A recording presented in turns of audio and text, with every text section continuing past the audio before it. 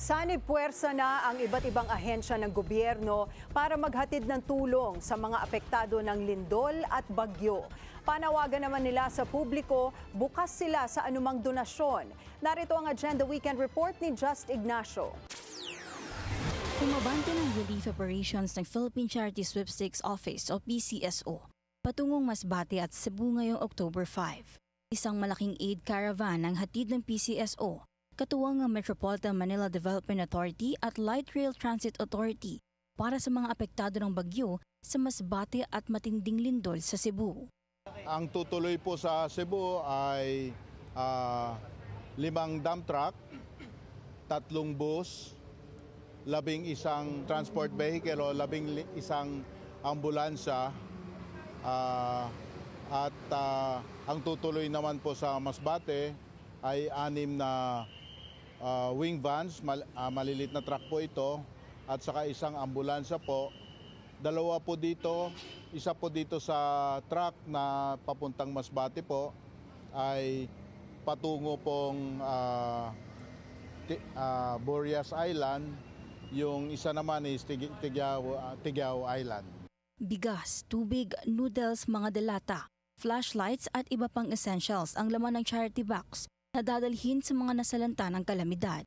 Habang kumot, tuwalya, toothbrush, tsinelas, kulambo, mga gamot at vitamins naman ang laman ng evacuation kits na dala ng mga bus at van na 24 hours ang biyahe.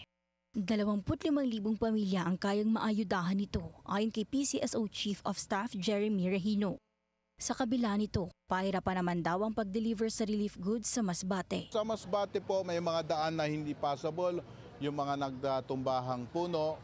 So ang branch office naman namin doon, sila naman ho ang nakikipag-ugnayan sa local government units para alin ang uunahin, yung pwede na hong bigyan kaagad, na mararating ho natin, bibigyan na ho natin kaagad. Bringing goods to Cebu and Masbate is a challenge.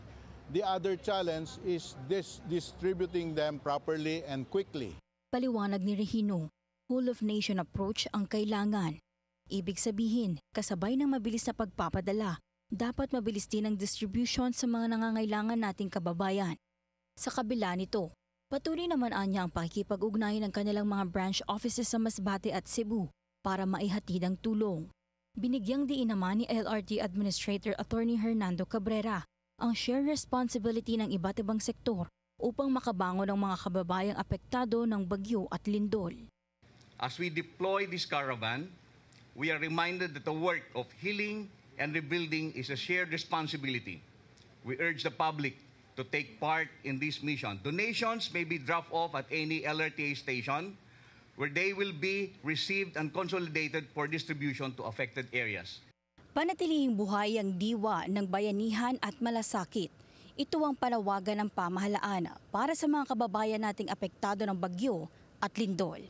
Para sa Agenda Weekend, Just Ignacio, Billionaire News Channel.